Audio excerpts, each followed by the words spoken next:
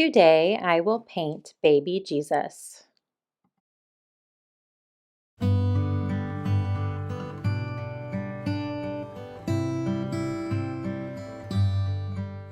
For this drawing, I will be using watercolor paper. This is 140 pound. I'm using a 6" by 8" piece, but you could use larger if you would like. I'm also going to draw with Sharpie just so that you can see my lines, but you can always use pencil as well.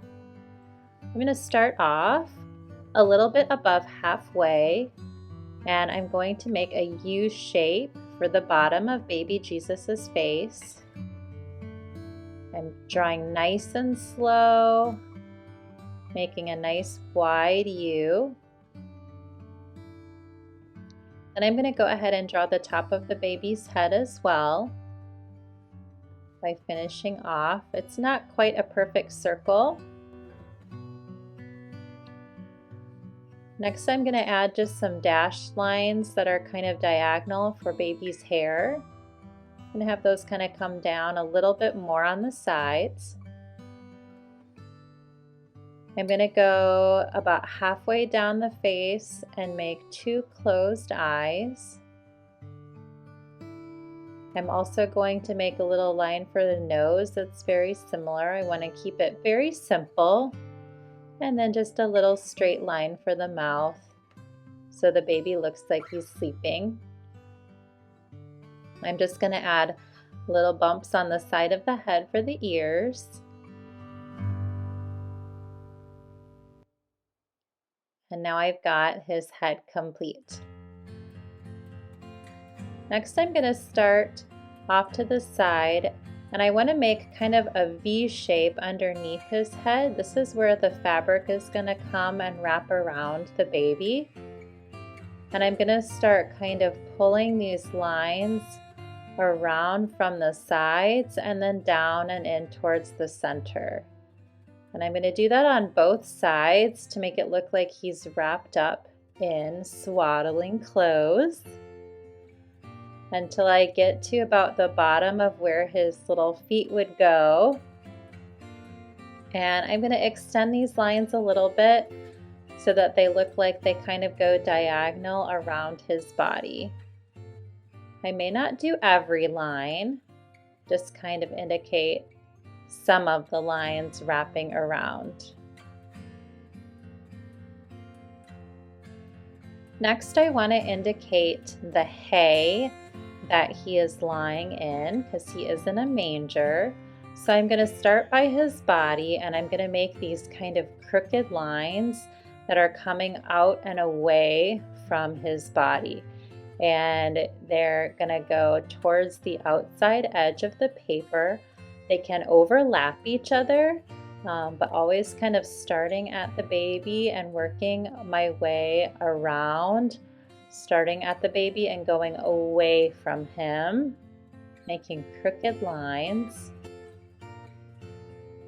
until I go all the way around the child.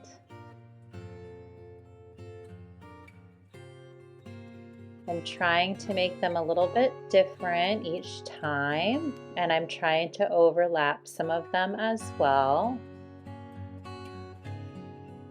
to try to get the texture of the hay.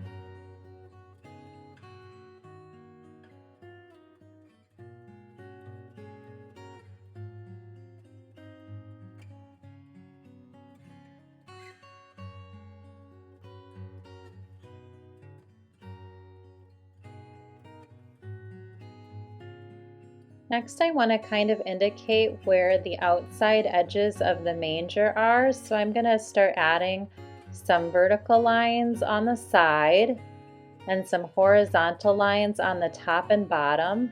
I don't want them to be complete lines because I want the hay to overlap them some.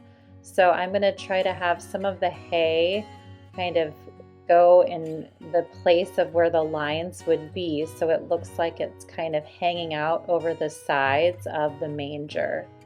So I'm adding some extra hay lines to make sure that they're overlapping the manger edges. All right, at this point, I am liking kind of what I have drawn so far. I can always go back in and add more lines later, but I'm going to go ahead and put my marker away and switch over to my watercolor paint. Now, I'm using professional watercolors, but you can use whatever you have. The brand I am using is Shinhan Pro watercolors, and I'm going to start off with a burnt sienna color for the baby's skin. I'm going to go ahead and use this color all over the baby's face and neck. If you don't have the burnt sienna, you can mix brown with a little bit of orange and you can get kind of that darker skin tone. And then while it's wet, I'm going to drop little bits of pink or red right by the cheeks. I'm also taking a little bit off, so I'm drying my brush and adding little highlights on the nose, the cheeks, and a little bit on the mouth. All right, I'm gonna let that dry, and now I'm going to make kind of a dark golden color. I'm using some of the burnt sienna, some yellow ochre, and some regular yellow, and I'm starting right next to the baby's body, and I'm just pulling some of this dark golden color away from the baby.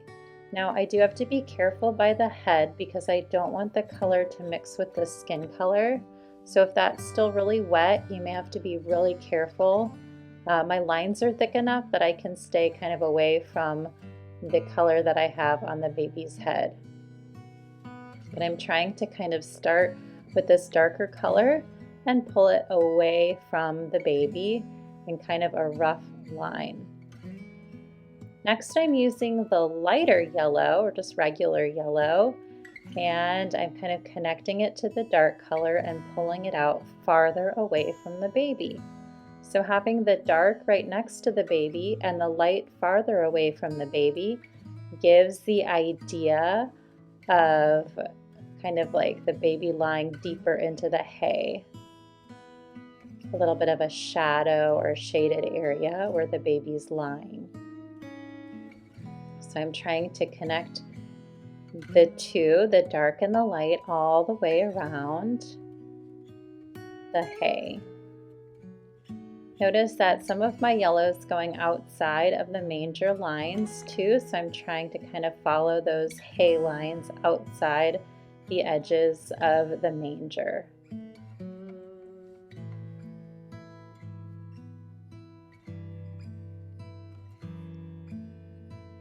It's okay if you get a little bit too much in the manger because we can always come back in and paint some of the manger over it. I'm darkening the outside edges just a little bit to make it look like some of them are kind of going down again, so that the lightest area kind of makes an oval around the baby. Next, I'm going to use some brown along some of those straight lines to make it look like there's maybe a wooden manger, wooden feeding trough underneath this hay.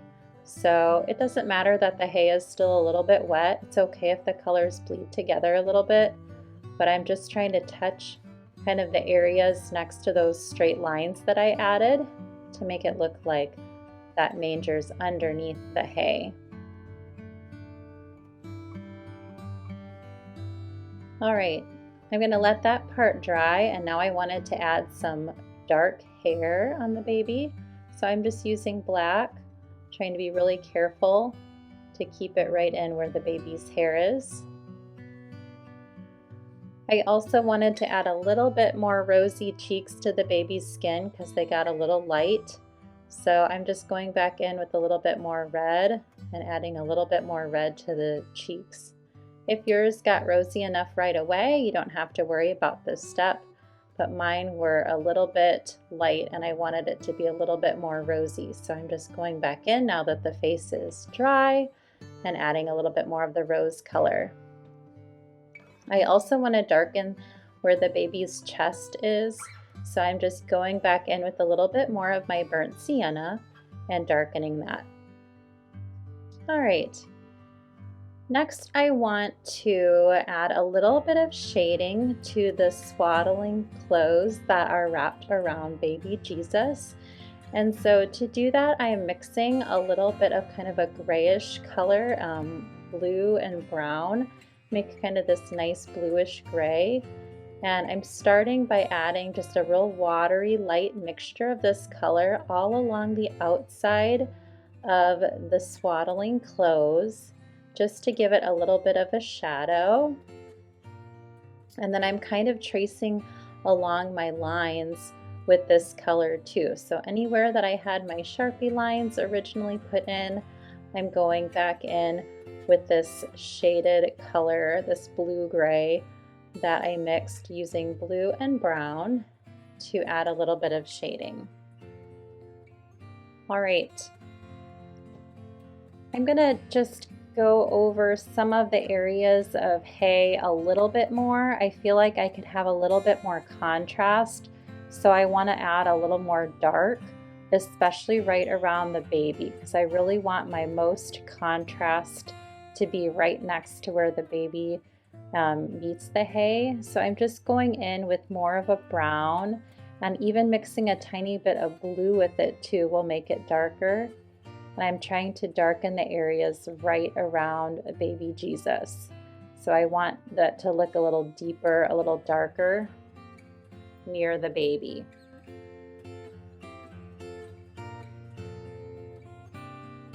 And I'm trying to make it so that my brush strokes are all a little bit different, so it looks more random and scattered.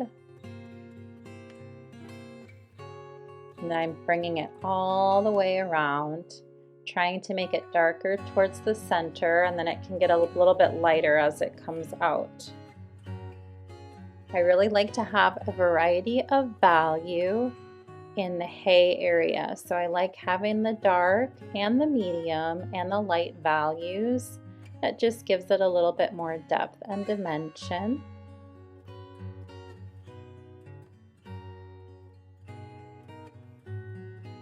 Again, just a touch of blue while the paint is wet can help darken areas even more.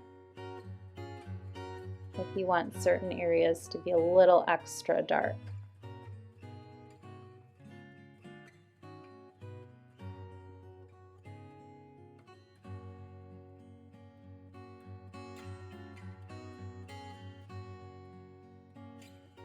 You can also pick a couple different areas and other parts of the hay to darken. Maybe there's a spot that would be kind of more in shadow. I just don't want to lose all of the light that I worked so hard to get with that light yellow. I'm being very careful around the head because some of my black from the hair is still a little wet, so I want to just be really extra careful along that line to try not to mix the two. Whenever you're working with watercolor, you always want to try to let sections dry before you paint right next to them. But sometimes I'm not so patient. We just want to try to avoid having colors bleed together when we don't want them to. All right, I'm thinking I am really liking the way this is looking. You could always add some extra ground around the baby, or maybe words or something like that, or you could cut it out and put it like in a wreath or something special. But I'm just going to add a little bit more shading to the swaddling clothes that the baby is wrapped in by adding a little bit more of my blue-brown mixture, and then I'm going to call this complete. I hope you enjoyed doing this tutorial with me. Please let me know how it goes. And for more fun watercolor tutorials and other art lessons, check out my YouTube channel, Ehlke Art. Thanks so much for watching.